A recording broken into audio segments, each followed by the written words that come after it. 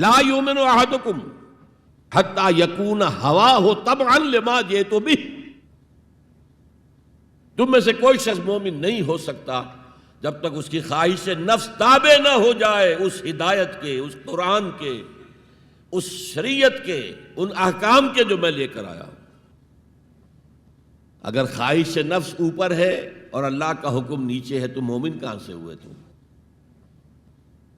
اللہ کے حکم سے نماز تو پڑھتے ہو، روزہ رکھتے ہو، سودی کاروبار کرتے ہو، اور اللہ کے حکم کو پاؤں تلے رگڑتے ہو۔ یہ کیا اسلام ہے؟ یہ تو وہی ہے افتؤمنون ببعض الکتاب وتکفرون ببعض فما جزاء من يفعل ذلك منكم الا خزي في الحیاۃ الدنیا ویوم القیامۃ یردون الی اشد العذاب۔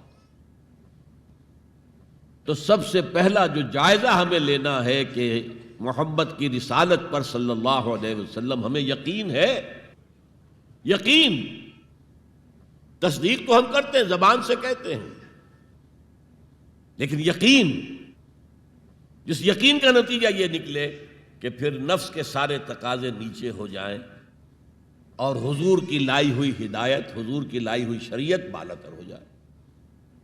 نمبر 2 فرمایا وَعَزَّرُوهُ، ان کی تعظیم کریں۔ آپ کی جناب میں کوئی گستاخی ہو جائے، ایمان کے لالے پڑ جائیں گے اور آخرت برباد ہو جائے گی۔ اس تعظیم میں کیا کیا چیزیں شامل ہیں؟ دیکھیے سورہ حجرات میں ابتدائی حصے میں تفصیل سے کہا گیا یا ایھا الذین آمنوا لا ترفعوا اصواتکم فوق صوت النبی ولا تجہروا له بالقول کجہر بعضکم لبعض ان تحبط اعمالکم وانتم لا تشعرون۔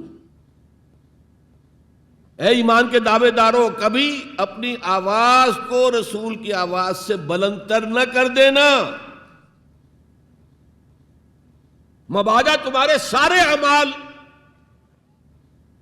اعمال حبط ہو جائیں۔